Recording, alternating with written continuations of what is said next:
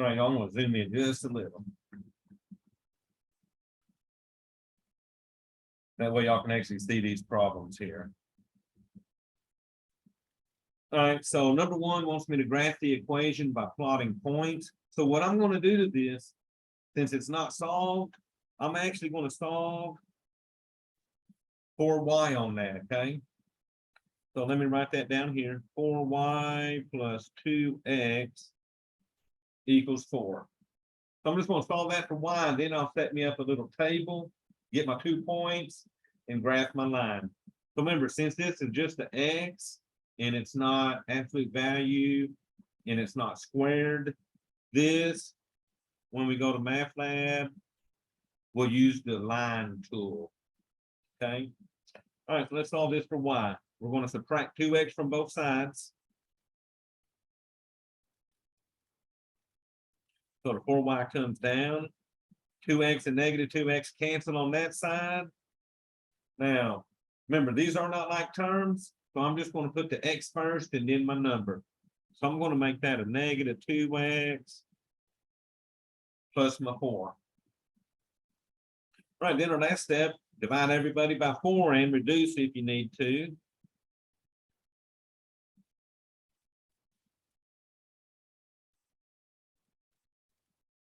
All right, so let's see, that's going to cancel, give me 1y. Negative 2/4, I can't divide that, but I will have to reduce that fraction. So that'll reduce to what? A negative 1/2 x, and then 4 divided by 4 gives me 1.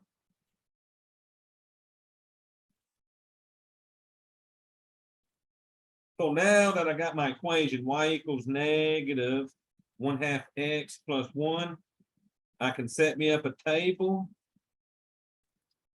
pick any 2 x's I want, and then graph them 2 points. So I always use 0 for my x. And y'all, since this one's got a fraction here, I'm going to get rid of my fraction by making my second x a 2. So if you come in and put 0 in first, that'll be negative 1/2 times 0 plus 1. Negative 1/2 times 0 would give me 0 plus 1, which gives me 1. So when x is 0, y will be 1. And then let me put in my 2. So the reason I picked 2, because that'll give me y equals negative 1/2 times 2 plus 1. So notice the 2's divide out, making a 1. So basically I got now a negative 1 plus 1. And negative 1 plus 1 give me a y value of 0. So my second point will be 2, 0. So you're going to come in MATLAB, choose that tool, plot your 2 points. So 0, 1, go straight up 1. 2, 0, I go right 2 and stay there for 0.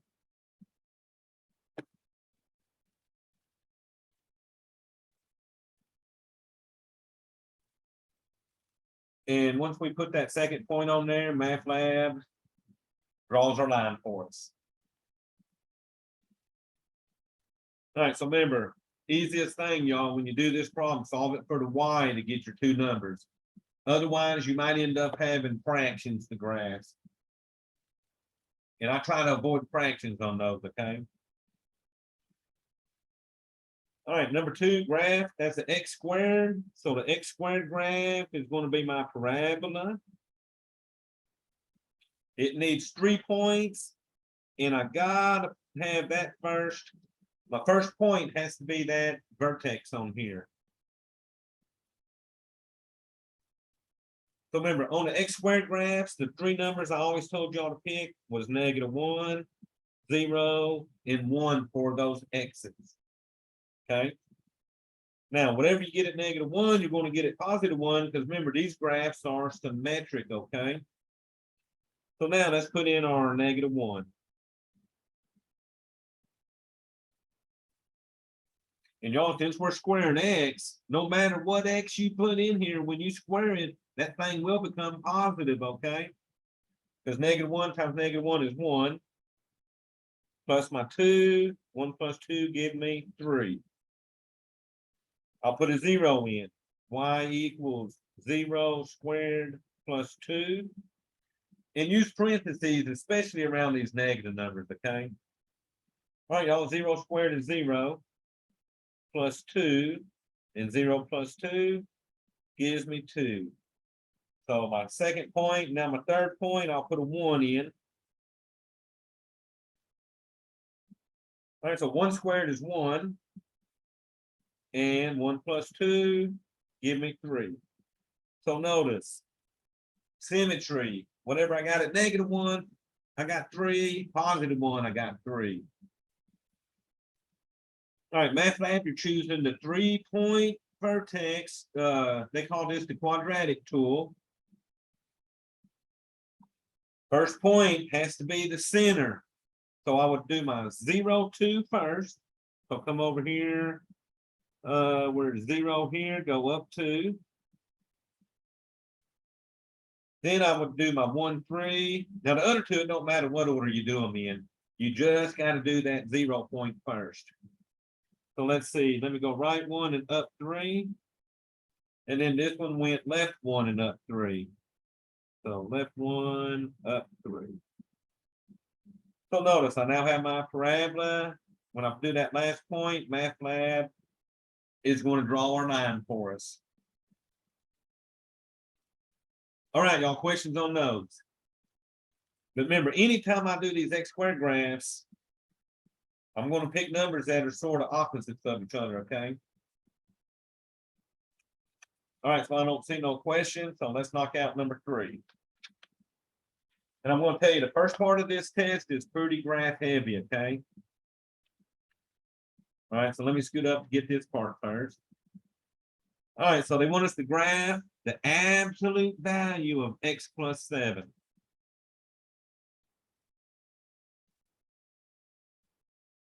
Now, I will say, if you're doing this on the calculator, let me let one in real quick. If you're doing this on the calculator, to get that absolute value, the easiest way is to hit second 0. When you hit second 0, it'll bring up the catalog, and absolute value is the first thing on there, okay? Now, absolute value in MATLAB uses the 2-point absolute value tool. Now, this one's picky. The first x value I pick, so the first x value that we pick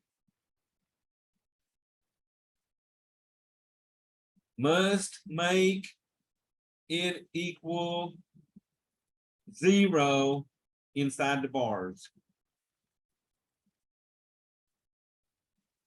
So I got an x plus 7. What x value would make this inside -7, right? equal 0? That'd be a -7. Good job. Okay. That way, if you make this equal 0, that way you're getting that vertex point first, and that has to be the first point I plot on this, okay? So that'll be the first point to plot. And that's going to be that number we got with that -7. -7 plus 7 is 0. Absolute value of 0 would be 0, okay? So your first point has to be the one where that y value on this one is a 0. All right, now I can pick any other number. So let me just pick a -6. That's close to -7. But y'all, that second point can be anything you want. We're just picky on that first one, okay? So let's see, if I put in that -6. So y'all, what's that give us? You got the absolute value of a -6 plus 7. 1. That's going to be a 1. There you go. Good job. So you just add them in together, get 1, and then that absolute value of 1 is definitely a 1. All right, so we got our 2 points. We got to plot that vertex point first, which is that -7. So I'm going to go left over here to -7 and 0. So y'all, your first point on this problem has to be on our x-axis. And then -6, 1, let me go left over here to -6 and go up 1. Once you do this on MATLAB, it's automatically going to mirror the other side on the graph.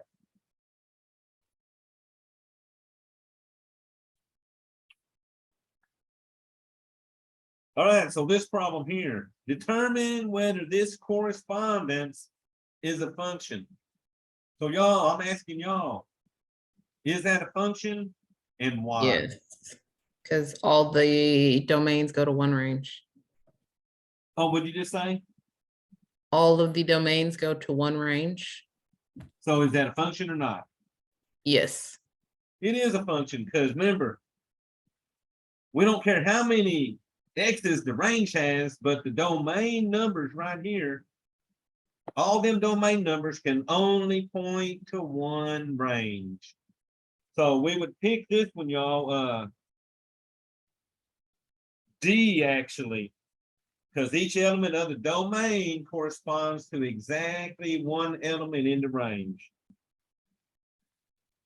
Now, A's got yes, but they got it backwards. They're saying that the range has one domain. This range has 3 different domain values, right? So we know it can't be A. We got to go with D because we focus on the domain, okay? All right, number 5 says, for the indicated find the indicated outputs for f of x equals 2x squared minus 2x. So we're basically going to put a 0 in first, then that -1, and then that 2. So first, let me find the f of 0. That'll be 2 times 0 squared minus 2 times 0. Well, I got a bunch of zeros everywhere. Zero. But this is going to give me a what? 0. 0. So f of 0 would be 0. So you put that answer in, and then it'll say, hey, what is f of -1? So that'll be 2 times -1 squared minus 2 times -1. So remember, on this one, you got to do the exponent first. So bring the 2 down. -1 squared would be a +1. And then I'm just going to bring everything else down. Now I'm just going to multiply everything. So 2 times. Yeah, it's going to be 4, isn't it? Because you got 2 times 1, both positive, so it's 2. So this is going to make. Then you've got a -2. -2 times the -1, which makes it positive. Yeah, it's 4. Okay. There you go. Good job.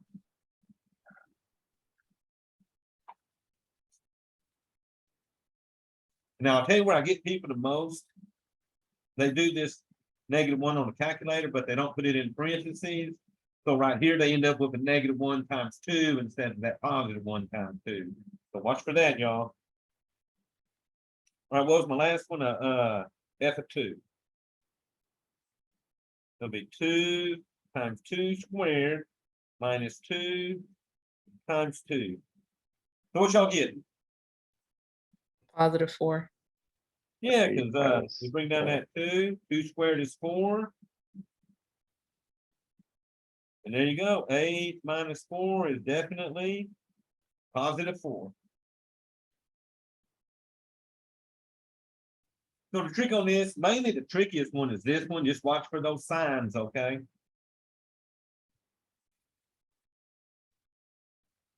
All right, y'all. So moving on.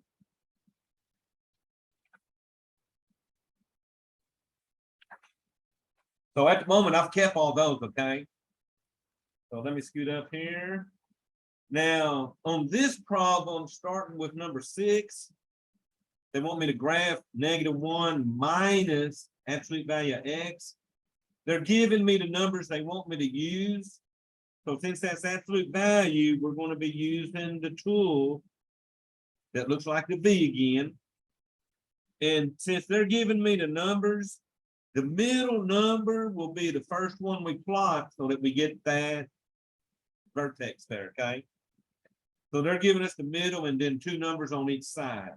All I need to do is plot that 0x first and then pick any one of those other 4 to finish my graph. So we're going to put a -2 into that, -1, 0. And then you'll start watching, they'll start getting more symmetric on it, okay? So y'all, f of -2 equals -1 minus absolute value of -2. So bring down to -1 minus. So what's the absolute value of -2? +2. There you go. So that came out as a +2. And then we got what? -1 minus 2, -3. -3. So we'll throw that in first.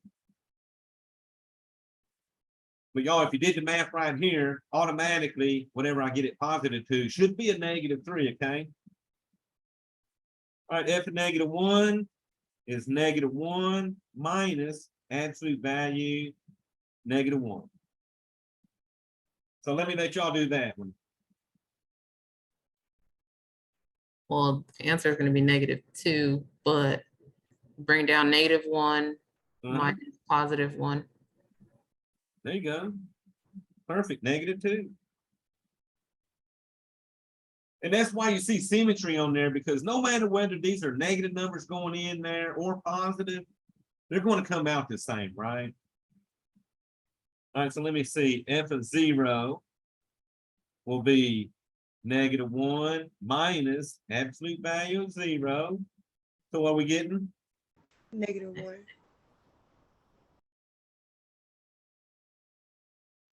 -1. Oh, I heard y'all, but I can't hear you. -1 minus 0. I think you're saying -1 minus 0, and that gave me what, a -1? Yes. All right, I know what I'm about to get on that one right there. F of 1 equals -1 minus absolute value of 1. So absolute value of 1, +1. and then -1 minus 1, -2. -2. So I'm happy with that, and I'm pretty sure if we get a -3 here, we're good to go on this one. So f of 2 equals -1 minus absolute value of 2. And y'all, that works, right? -1 minus 2, which gives us our -3. So remember, choose your tool. You're going to plot 0, -1 first. So here's 0, down 1. Then any other point, we can pick any of these other 4.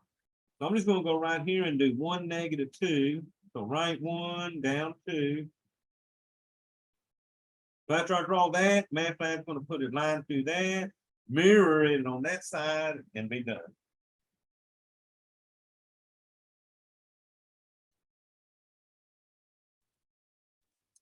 And y'all, these aren't bad. The trick is make sure you got your symmetry and watch for your signs in here, okay?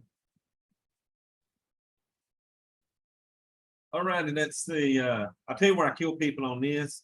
They see these two negatives and make that a positive. Well, it don't equal -1 plus 2. So you can't make those negatives, and you got to treat absolute value like it's parentheses on order of operations, okay? Y'all look, same thing here. They're giving me 5 numbers. That's an x² graph. So it's going to be my parabola, which means I'm going to use the quadratic tool, and I need 3 points on this one.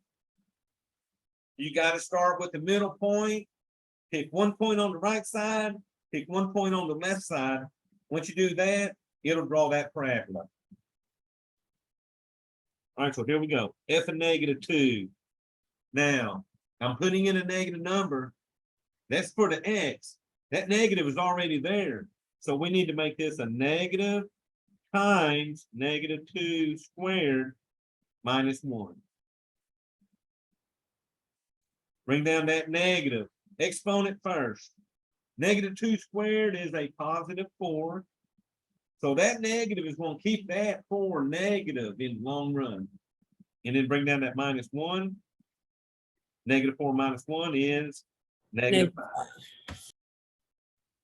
Okay, so remember, exponents have priority over multiplying. That's why that's not going to end up positive, okay? All right, y'all, let's see. F of -1 will equal negative times -1 squared minus 1. Bring down that negative again.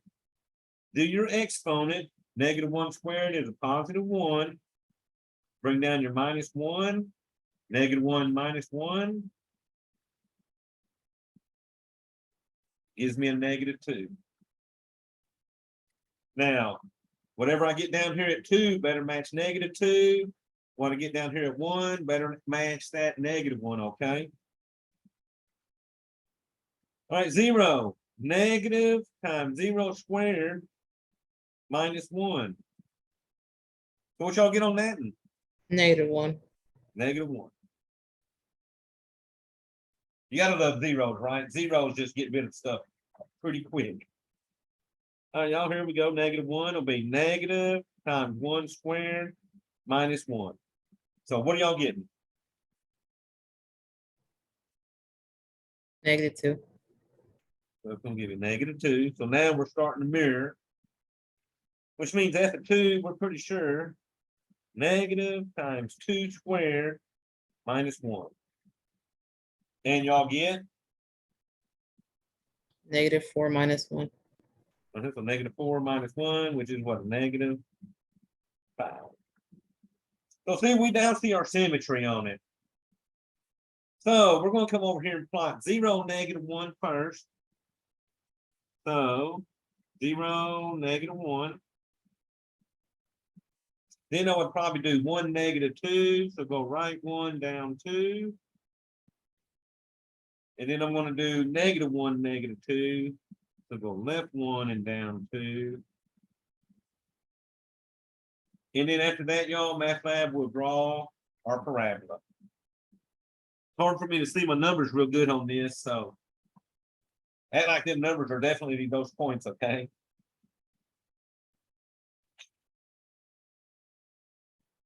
All right, question on that.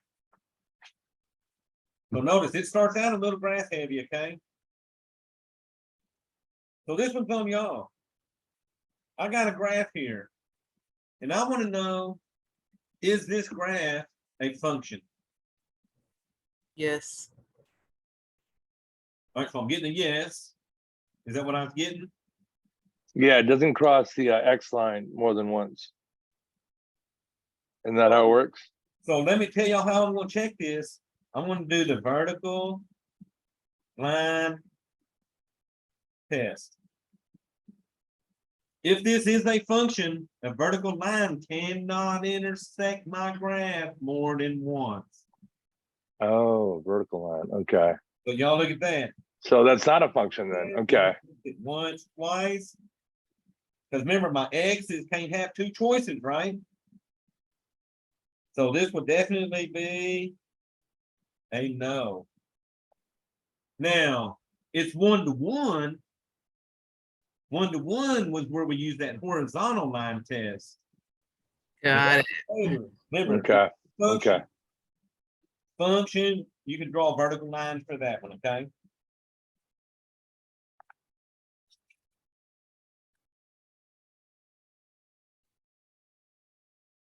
All right, let me pull up now. All right, number 9, I have an X on it, so I took this one off the test because it had a lot of parts.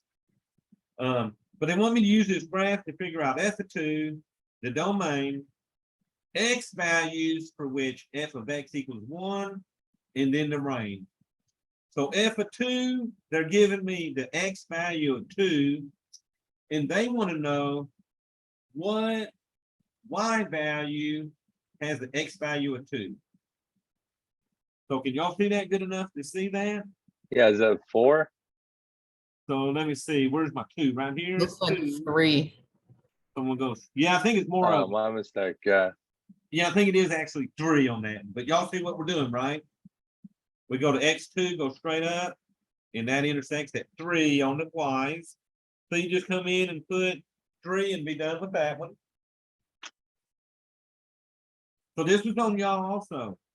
What's the domain of that? Because this arrow goes forever in the right. My arrow goes forever in the left. And it All goes real numbers. axis. So what y'all think? Is that an absolute value since it's that hard right angle? Yeah, it looks like an absolute value, but what's its actual domain? All real numbers. All real numbers, because remember, this goes forever that way. It goes forever to the left. So whenever these go forever, we say they are all real numbers. And we click E. All right, y'all ready for the tricky one? For what X values does f of X equal 1? So what X values have a Y value of 1? Is it So 4 y'all and let's 6? find 1 on the Y axis. That's right here.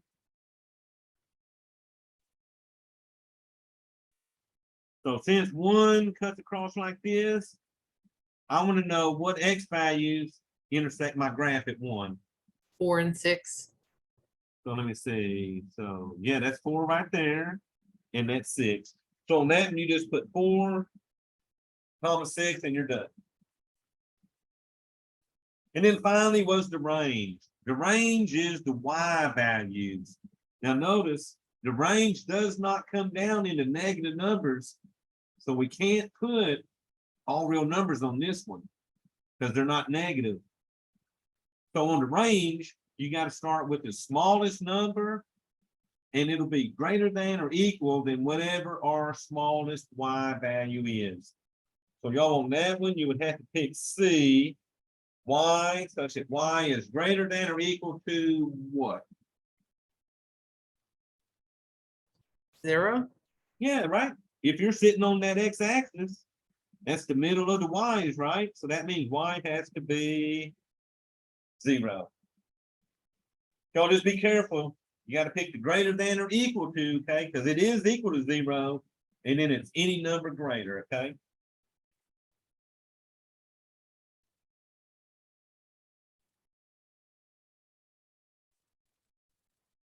All right, find the domain.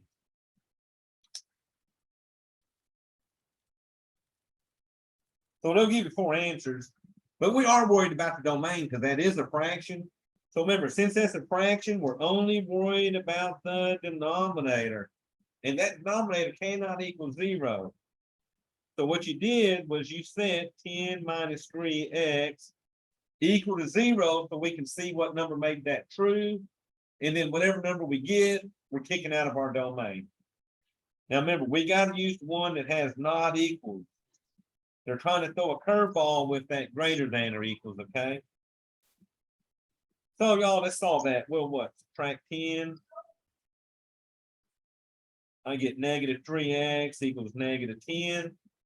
Then I'm going to come in and divide by my negative 3. So that x, that's going to give me what? A positive 10 over 3. So we need the one that says x cannot equal 10 over 3. So It's gonna be D. that would be D. And y'all, if you notice, hell, they're giving you 10/3 on everything. So this one you didn't even have to fill. Well, you probably needed to check it, but yeah. If you got anything other than 10/3, then I would be wondering, okay?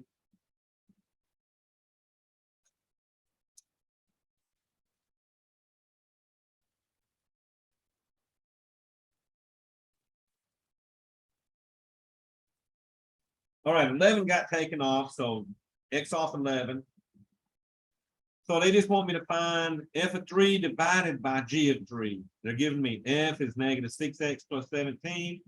G was x squared plus 14. So f of 3 divided by g of 3. I'm just going to put 3's in for the x's. So negative 6 times 3 plus 17. And then x squared would be 3 squared plus 14.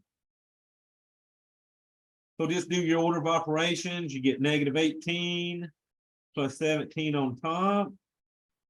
3 squared, you get 9 plus 14 on the bottom. So that gives me what? A negative 1 over, let's see, what's that? 23. So -1 over 23.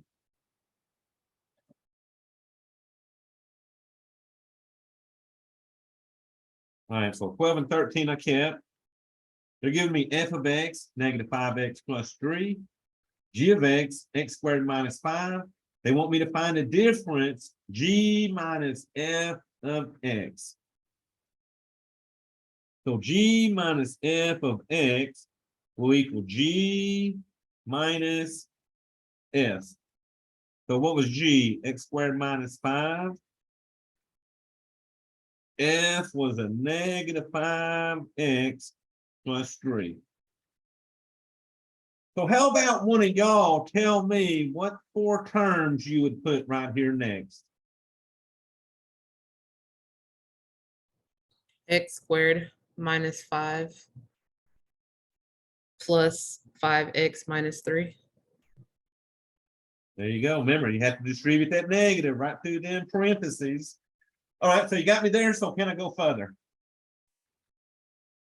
Yes, combine like terms 5 and 3.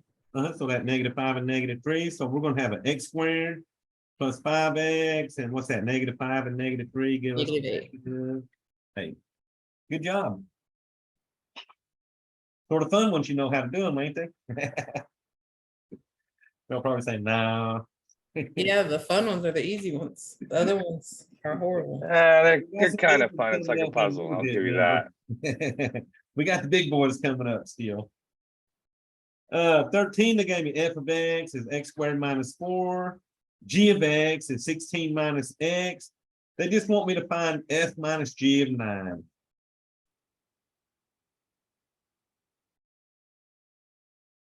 So take your f equation minus your g equation.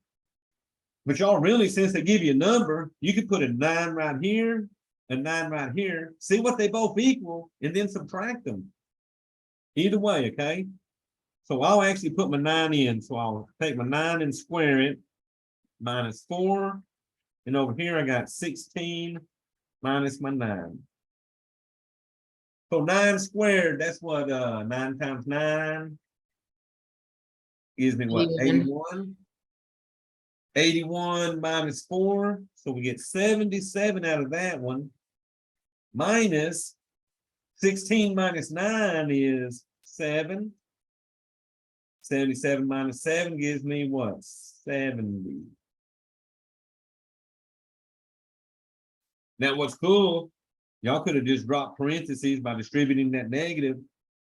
81 minus 4 minus 16 plus 9.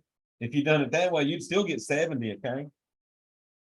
Or you could have figured out this with a 9 and got your 77. Right here, 16 minus 9 gave you 7. 77 minus 7 is still 70, okay? All right, 14, not real bad, but I took it off because it's too long. And it's tricky putting these in. So what they want to do, determine the domain of the sum, difference, and product. So let's do the sum first. The sum would be 1 over x minus 8 plus 5x to the third. Are we worried about anything on my domain? X minus 8. Yeah, because y'all, that's the fraction right there. And I got a variable down there, so it's possible there is a number that'll make that equal 0. So what number would that be? Positive 8. X cannot equal positive 8. And y'all, if you had to, set x minus 8 equal to 0, add 8 to both sides, you'll get a positive 8. So on that one, you would have to come down here and pick a. X is a real number and x is not equal to 8. You got to put the whole thing in. You just can't put the not equal to 8, okay? All right, so move this down a little.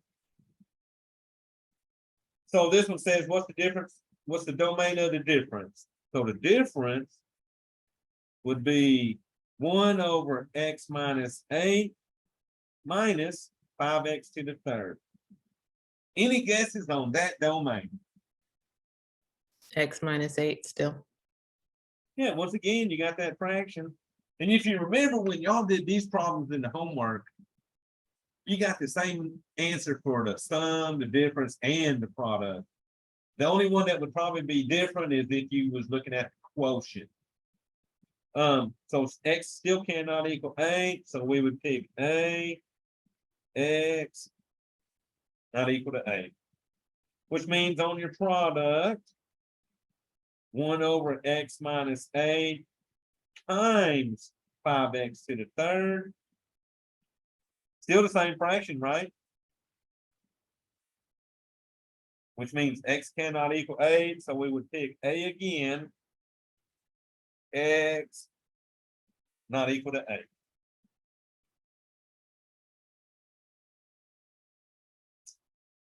All righty, so remember, on your review, they'll all be the same answer.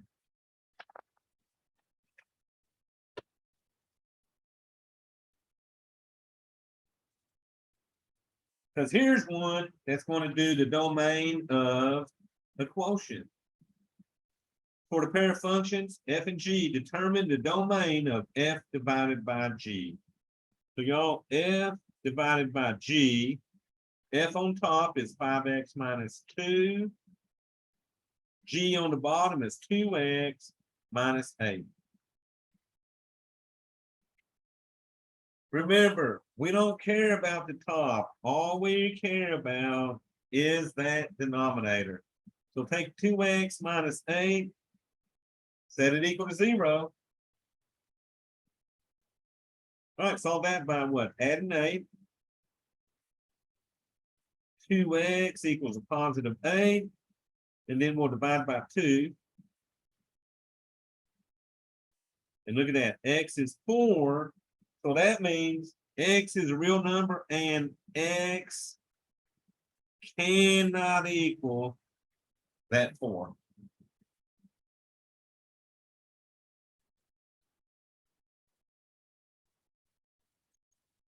All right, let's see what I got. All right, I might work this one on. I'm gonna put paper here and work this one on. F of x is 6x plus 5. G of x is x to the third. They want us to find f composed g of a negative 5. So remember, this is like finding f of g of negative 5. We're going to figure out g of negative 5 first. Once we get the g answer, we'll put it into the f. So the first thing we got to find is g of negative 5. We all g was x to the third. So let's put our negative 5 in and cube it. So what are y'all getting on that? Negative 5 to the third power. Negative 125. There you go. Which means now I'm going to put that negative 125 into my f equation. So that'll give me, where am I, right here? That'll give me 6 times negative 125 plus 5. Oh, I think this is what, a negative what, a negative 7. 145. Okay, so you got negative 750 plus my 5, and there you go. Final answer, negative 745. So remember, G first, put that answer into F. All right, I think on this one, I'm gonna have to write this one down also, y'all. So f of x is 6 over 1 minus 7x. G of x is 1 over x. They want me to figure out f composed g, g composed f, and the domain of each. Notice 17 has an x on it, because I figured this one was too much work for my test. Okay, so got to do it on the study guide, but not on the test. So I'm going to start with f composed g of x. That means I take my f equation and I put g in for its x. So that'll give me 6 over 1 minus 7 times x, but remember, x is going to be the 1 over x. So on the very beginning of this problem, x cannot equal what right here?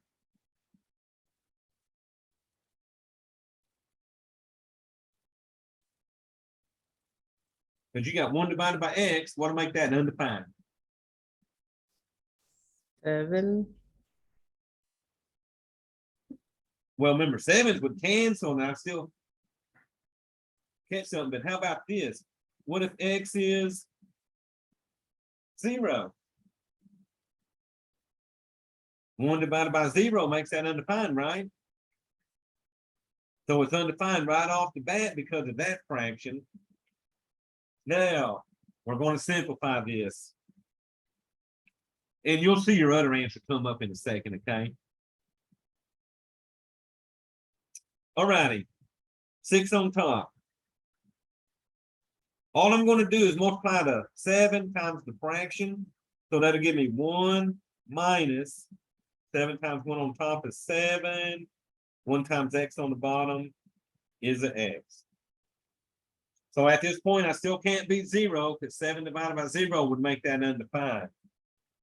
But y'all, this is what we call a complex fraction. And we cannot have a fraction inside a fraction. So to fix this x, we're going to multiply all parts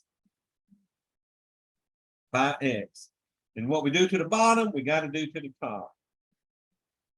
So x times 6 on top, x times the 1 minus x times the 7 over x. So look what happens. 6 times x is 6x. X times 1 is x on the bottom minus these x's cancel, and I'm left with a 7. So at this point, x cannot equal what? And that was what you told me a while ago. Positive 7. Positive 7. So let's see how they're doing the order over here. So for g, f of g of x, we got 6x over x minus 7. Now down here, the domain of f and g, if we got to kick out a 0 and a 7, remember, it's going to be the one with 0 and 7 in it. Be careful because they got signs different on this one, okay? And then this one, they're not including the 7. This one, they're not including the 0. So on that one, since you had a 0 and a 7, we would pick A. So now we got to do g of f of x. So that'll be the g equation, which was 1 over x. But remember, in place of that x, I got to put 6 divided by 1 minus 7x. So right off the bat, we got an x in the bottom of a fraction. So we're going to set 1 minus 7x equal to 0. All right, y'all, let's solve that. Subtract 1.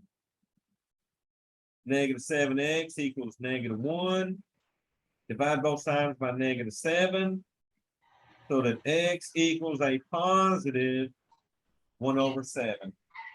So at the moment, I know x cannot equal 1 over 7 because of this fraction. Now let's simplify this. 1 over 6 over 1 minus 7x. So what I do, the main division here, I'm going to treat the 1, bring down that 1. We don't like to divide fractions, so we're going to change from division into multiplication. Someone is muted. And then what? I said someone's not muted. You can hear their background. Oh, someone's coming through on y'all's end. All right, y'all, 1 minus 7x over 6 And 1 times anything is the anything, so I end up with 1 minus 7x over 6. So here's the thing. That's the end form I need. And guess what? There's not a variable in the bottom. So I don't have to worry about any more fractions because there's not a variable in the denominator. So we would come over here for our g of f. We got 1 minus 7x over 6. We said the only number we had to worry about was that 1 over 7.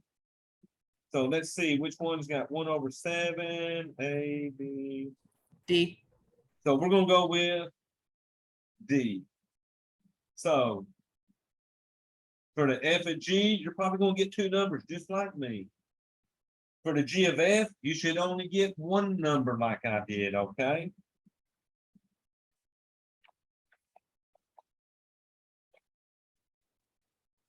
Ooh, a lot of stuff on this test, ain't there?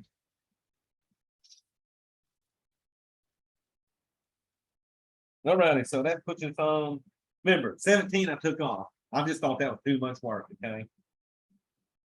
18, use the horizontal line test to determine whether this function is 1-to-1. So I'm asking y'all, is that function 1-to-1?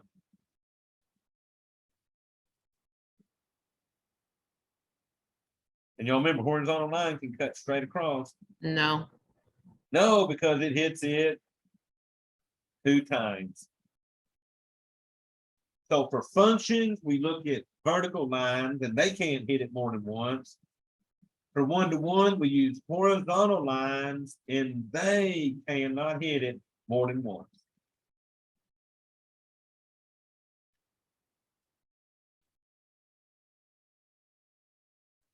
All right, let's see. 19. Whoops, let me pull this up. 19 says, determine whether this function is 1-to-1. If it is 1-to-1, find the formula for its inverse. Everybody's function will be 1-to-1, which means you will have to find an inverse. So f of x equals 4 over x plus 7. So to find the inverse, what's my first step? Switch the x and y. Well, make it fx, make it y. Okay, there you go. Make that a y first. And then I'm going to switch them, I think is what you were saying. So now switch to x and y. So you get x equals 4 over y plus 7. So y'all, now we got to actually solve this 4 to y. So I'm going to show you a trick. Remember that x can look like a fraction if I put a 1 under it. Since I'm solving for this y and it's down here with this y plus 7, I can take this y plus 7 and flip with that x so that I get a y plus 7 equals 4 divided by x. When you're doing fractions, y'all, you can flip either side, okay? I could interchange the 1 and 4 if I wanted to, or the x and the y plus 7. Reason I chose this one because I need that y up here where I can solve for it. Now, when we was doing it in class, I showed y'all that you could what? Multiply both sides by y plus 7, because that side cancels out. And you get y plus 7 times x equals 4. Then I divided by the x. So I still got 4 over x equals y plus 7. I'm just wanting y'all to see now how these shortcuts work. All right, y'all, last step. Subtract 7. And I get y equals 4 divided by x minus 7. Which means my last step, turn that y into a f inverse, and they already write that for you. So all you got to do is come in and put 4 divided by x minus 7. I promise you, if you pick B on that one and say it's not 1-to-1, you're missing it, okay? For sure.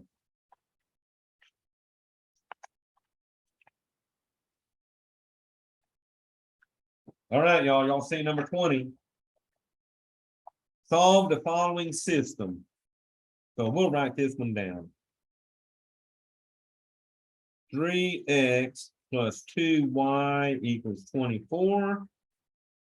2x plus 3y equals 26.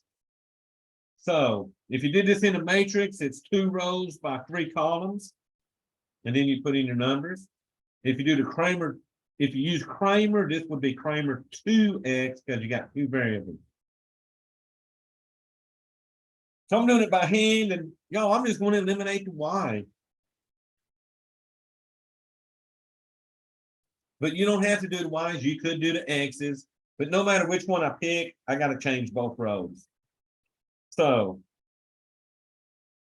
what I need to do, everything's positive, so I got to multiply one of these by a negative number. So what I'm going to do is multiply the first row by 3.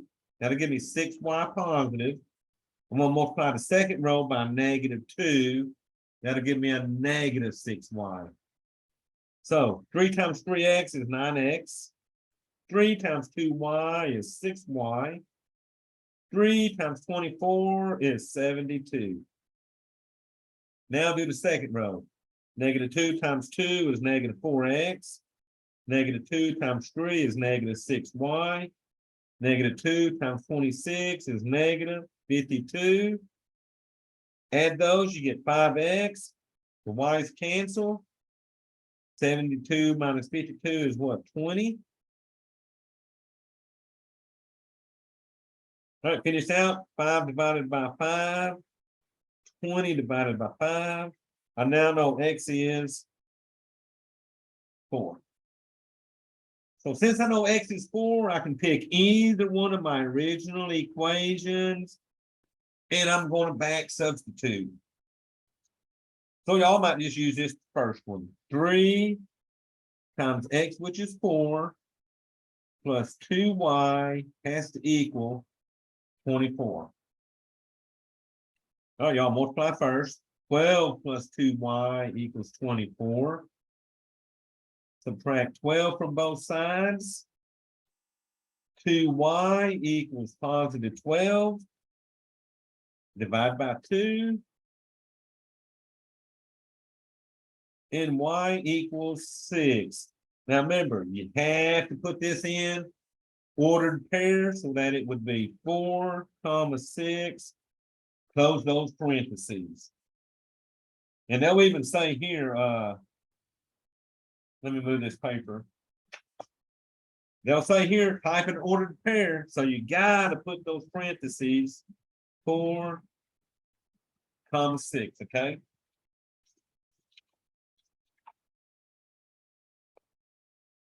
Any of y'all like doing those by hand? Not too bad.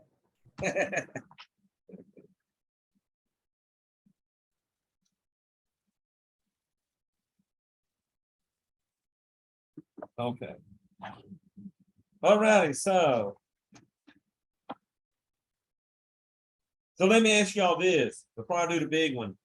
Any of y'all doing these by hand, or are y'all using calculators or programs or? I do it by hand just because I feel like I learn it better by doing that, but it also Oh, I takes a don't lot mind more doing it time by though. hand.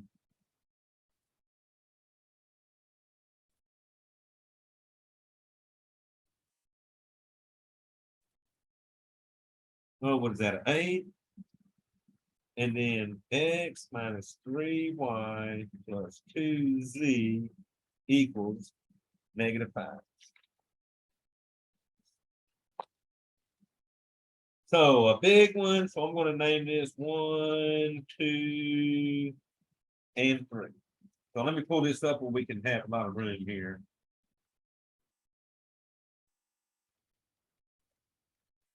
So we're going to turn this 3 equations into 2, then take them 2, eliminate 1, and get a final variable. So I think I'm going to eliminate those z's. I'm going to start out eliminating z, then I'll go after what's next. So what I'm going to do, since I got a 2z here,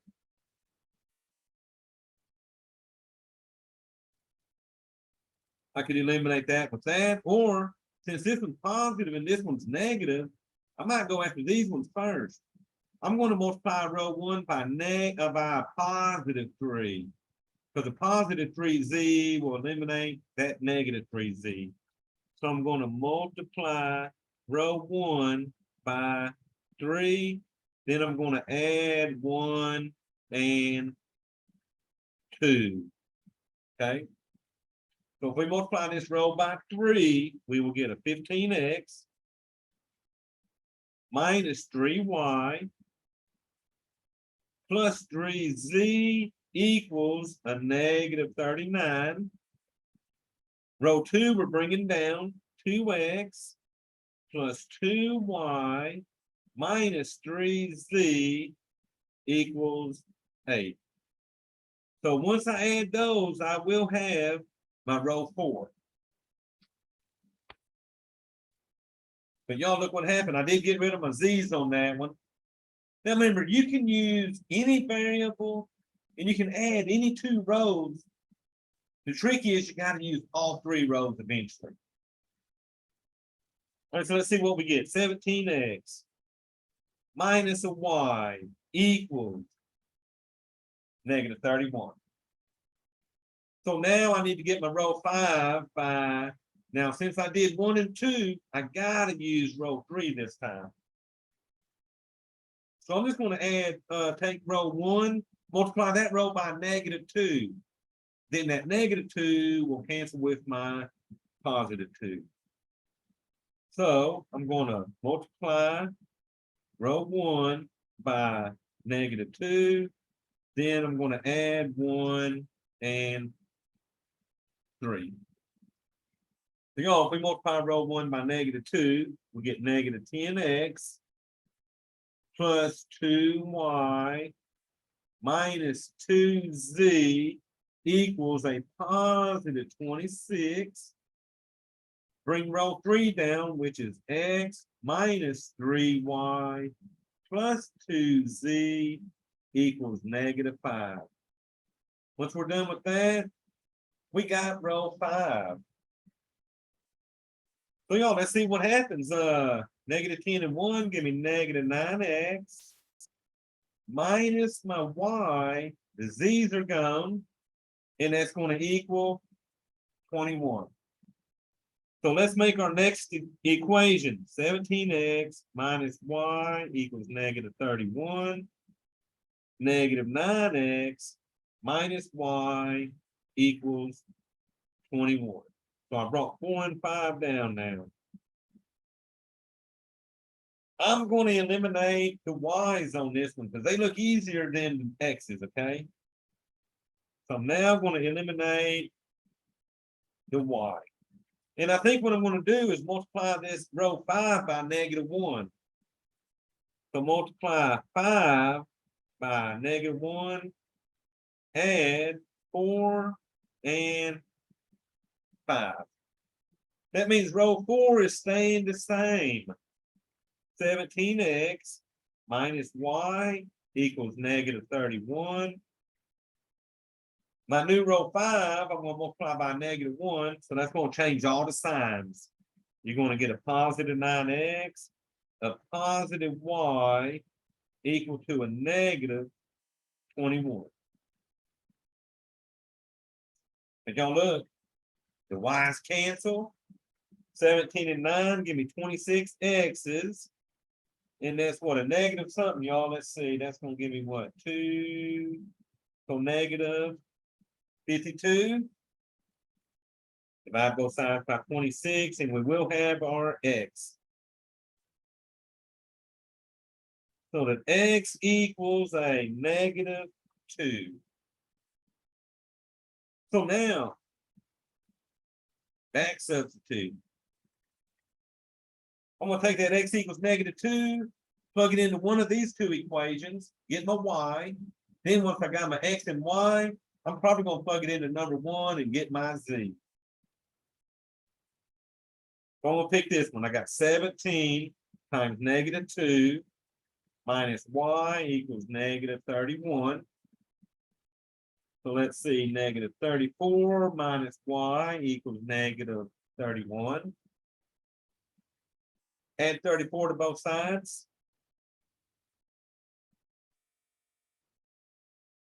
Negative y equals, looks like what, positive 3. Remember that y's got to be positive, so divide both sides by negative 1. And we get y equals a negative 3. So I now know 2 variables. I'm gonna go get that z now by plugging in for my 2 variables. This is probably the longest problem on here. So that would give me 5 times x, which is negative 2, minus a negative 3 from a y, plus my z is going to equal negative 13. Well, let's see what we get. That's going to give me negative 10. Minus a negative 3 is going to make that a plus 3. Plus my z equals negative 13. All right, so before you move stuff side to side, let's add these like terms. Negative 7 plus z equals negative 13. And y'all, final step, finally, add 7 to both sides. And z is what, a negative something, 13 minus 7, so that'd be what, a negative 6. 6. Now, be careful, let me show you. On MathLab, they've already got the parentheses for this one. So all you got to do is put in them 3 numbers. Negative 2 for x, negative 3 for the y, negative 6 for my z.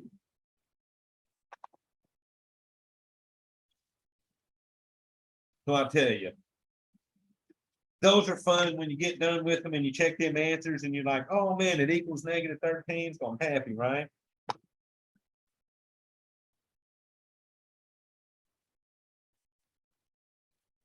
All right, so surely y'all like this one about the eggs, right? So I'm going to make my columns. I got an egg column. Eggs will be my x's. Cupcakes. Cupcakes will be my y. Pizza will be my z. And then over here will be whatever milligrams they are. So 1 egg, 1 cupcake, 1 pizza is 300. So 1 egg plus 1 cupcake plus 1 pizza equal, when I say 300. 3 cupcakes, so 3y. 4 pizza would be 4z. Those equal 86 milligrams. And then y'all finally, the last one says 2 eggs, which would be 2x. 1 cupcake would be 1y. That one equaled, what's that, 566? I now have my 3 equations. But y'all remember, if you do this one in the calculator under the matrix or the program, you got to put zeros for these missing variables, okay? All right, y'all, watch this. I'm going to eliminate. I would either do the x's or the z's, okay? Because they're both missing 1. And if you pick one of these that are missing 1, this one will go pretty quick. But I'm not going to y. The y's wouldn't be too long, but. All right, so I'm going to eliminate, I think I'm going to eliminate the x. So I got a 2x here, x here. So I'm going to multiply row 1 by negative 2.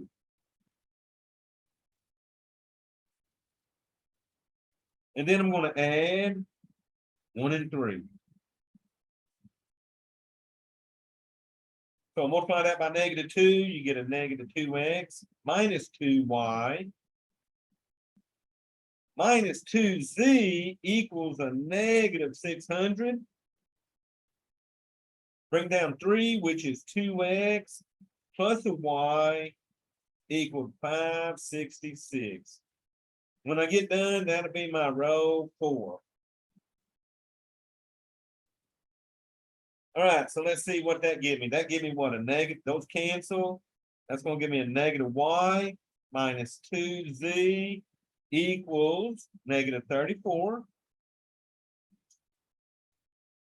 But y'all look at this. I need another equation here, and I gotta use equation 2 this time. But guess what? Equation 2 don't even have an x. So equation 2 automatically gives me my equation 5, which will be 3y plus 4z equals 86. So I now got to eliminate one of these variables. You can eliminate the y by multiplying this row by 3. Negative 3 will cancel with 3. You can multiply this row by 2, and that'll give you negative 4, cancel the z's out. So what y'all want to eliminate? Y's or z's?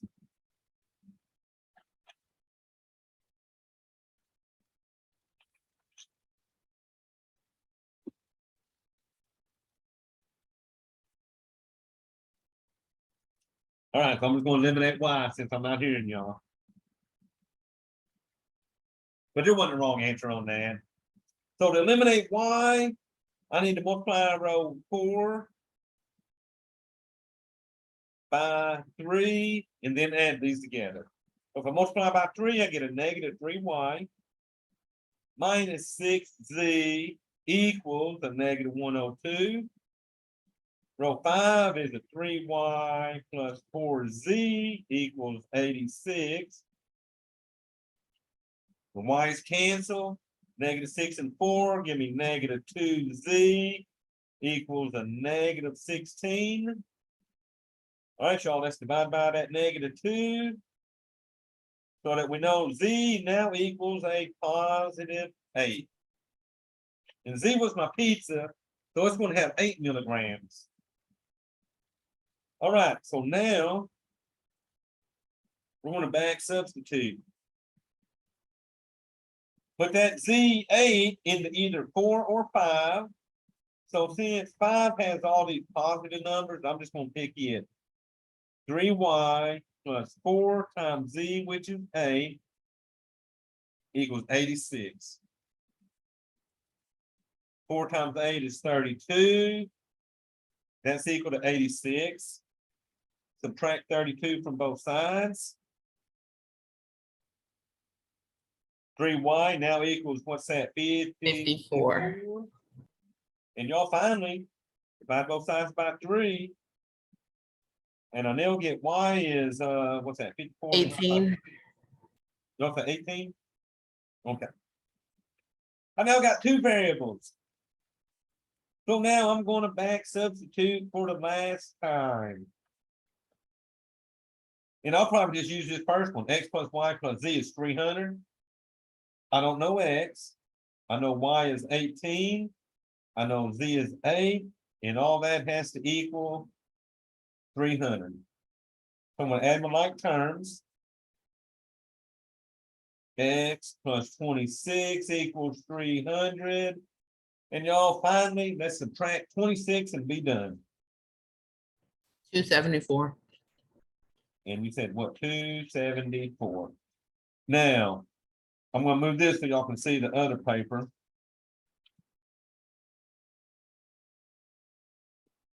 So notice they got this egg was my x's. That was what you just said, 274. Cupcake was my y. So what was my y? I think it was 18, which means my pizza was z, which was 8. So just be careful when you put in the answers. You got them in your X, Y, Z, okay?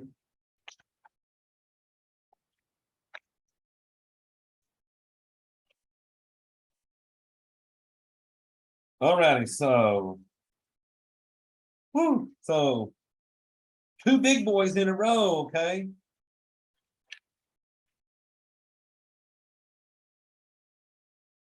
And y'all, unfortunately, I kept both of those, okay?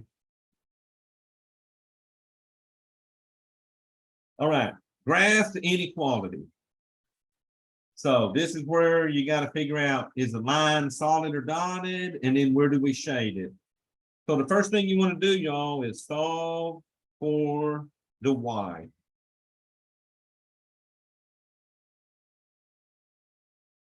So subtract 2x from both sides. Just like number one, when you solve for y, move the x's first and then divide. So we get negative 5y less than or equal to negative 2x minus 15. And once again, I'm just putting my x's first. All right, now we're going to divide everybody by negative 5.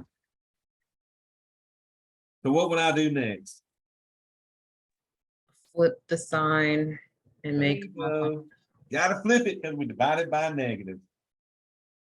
So remember, flip the sign.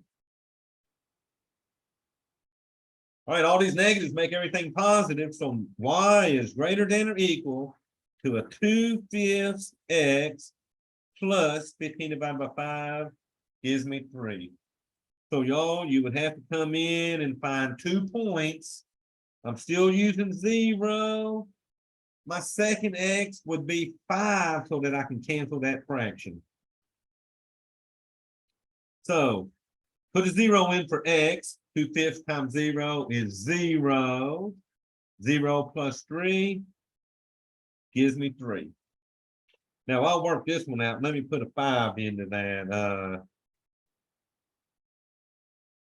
2/5 times 5 plus 3. So the 5s will cancel, and you get 2 plus 3, which is 5. So when x is 5, y is 5.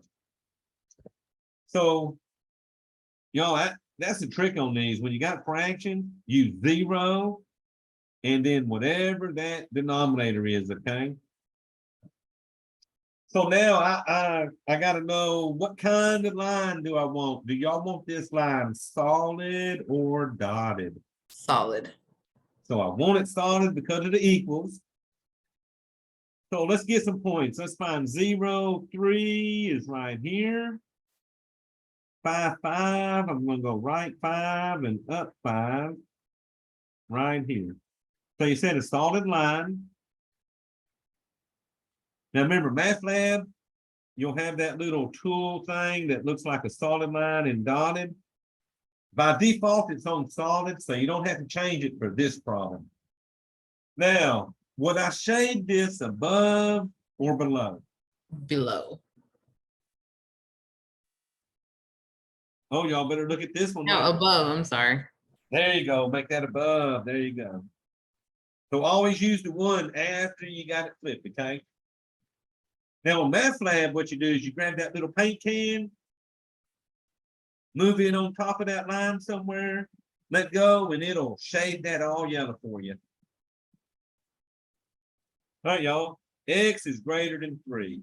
No matter what on this one, the x value for each point has to be 3.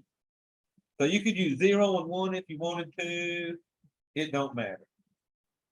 So what that means is when x is greater than or equal to 3, this is a vertical line. Add 3 on the x-axis. So go to 3 on the x-axis. Pick a couple points that go straight up and down. It will draw the line for you. Oh my, solid or dotted? It's dotted. Dotted, because that don't have equals under it.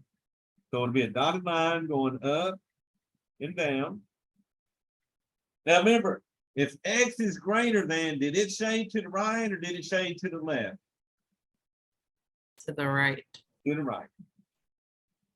And I'll tell you what, when you just got x's here, it points the direction you got to shade. So it's pointing to the right, so we're going to shade to the right. So remember, that one got taken off because it's got an X on it, okay? Well, that should be my 5th one I took off.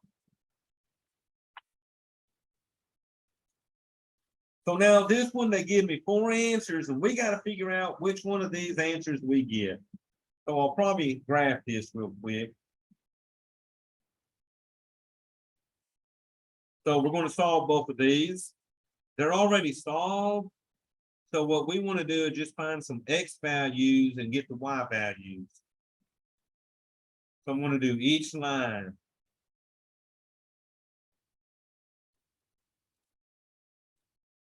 And I'm gonna put 0 and 1 in all these because I don't have fractions. And I think zeros and ones are easy if you don't have fractions. So 0 first. 0 plus 3 is 3. And if I put a 1 in there, 1 plus 3 is 4. So I got a 0, 3. So let me finish this.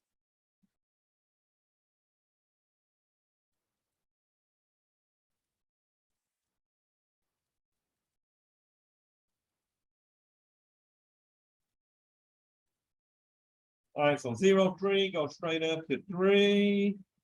1, 4, go right 1, up 4. Now, it don't matter what you do on the lines because they already got the pictures, but both of these would be solid lines. So I guess my first question is this first equation, am I shading above or below?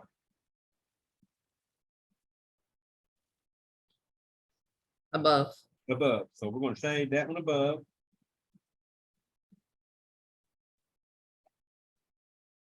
All righty. So now let me play with this one. Put a 0 in. 1 minus 0 is 1. I put a 1 in. 1 minus 1 is 0. So that one goes to 0, 1, and 1, 0.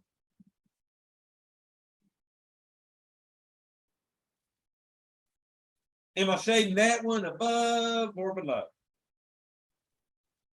Below. So that one I'm going to shade below. So I'm going to go this direction. So seeing that graph, would I pick A, B, C, or D? A. Hey, because remember, I'm only looking for the double shaded area for my answer. Okay. So y'all, that is your review. Now, what I'm going to do, I'm going to send this video out to you. And then I did another video in the other class where I did more of it online to show you how to put everything in Math Lab as far as those graphs go. So I wanted y'all to have like the workout version and then how to see it on the graph. So I'll probably be sending you 2 videos tonight.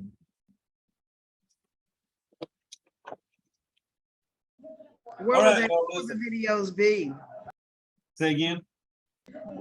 Where will the videos be? And you on YouTube? Oh, I'm gonna be sending them into your email. Okay, thank you. So all my videos after every class, I send to y'all email.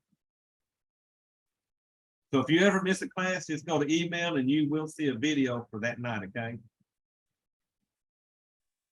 All I have right. a question. So I'm sorry, I have a question. So hey, since the test is you giving us extra time on a test, does that mean you're gonna give us extra time on the study guide as well? Hold on, I can't hear you. Let me turn my volume up. Oh, my volume is way low. Let me get it turned up. All right, repeat that question. I said, since you're giving us extra time on the test to take the test, are you giving us extra time on the study guide? Because I saw that the study guide is due on Sunday, but Yeah. we're taking the test. So listen, the study guides due Sunday just to keep y'all on schedule, but you can work past my due dates on the study guide and it won't penalize you. Okay.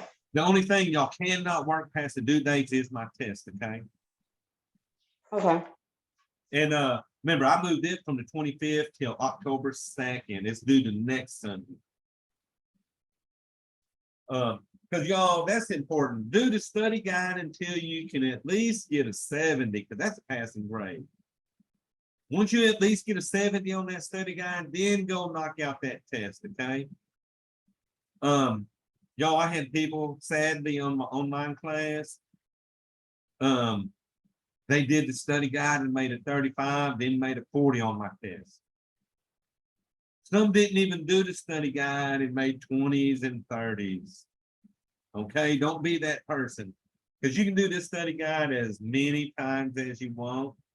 You know what 20 questions I'm focusing on, right? So at least get them 20 good to go before you hit that test, okay? That'd probably be my biggest advice. I don't care if y'all gotta do this thing 5 times. It's better to do this 5 times and make a good grade on my test than to do this just once and make a bad grade on my test. Remember, my test, those 4 tests make up 50% of your grade, okay? And then remember, the quizzes are another 10%. So between them two, you're looking at 60%, okay? So we definitely want to knock them out. So that way, even though we're going to start more of the chapter 2, test 2 material Monday, you can still play with this study guide until you get good on it before it's actually due, okay? Also, I sent y'all a bonus in your email. The bonus, you can email me back or take a picture and scan it to me on your text. It's due by October 2nd also, okay?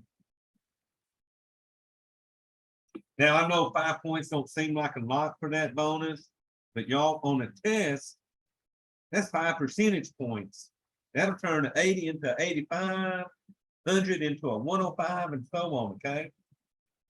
So, and the bonus is just a few questions that sort of related to the material on this test. All righty, y'all, I think I'm about talked out, so any questions? Can I have someone to bring my calculator to the school on Friday? Yeah, I'll be available from 11 to 1 Friday. So Okay, let's see. So I'll be available 11 to 1. My office is in IT 306C. This is the information technology building, and it's right next to the library. Okay, so have them come to 3rd floor. I'll be in my office.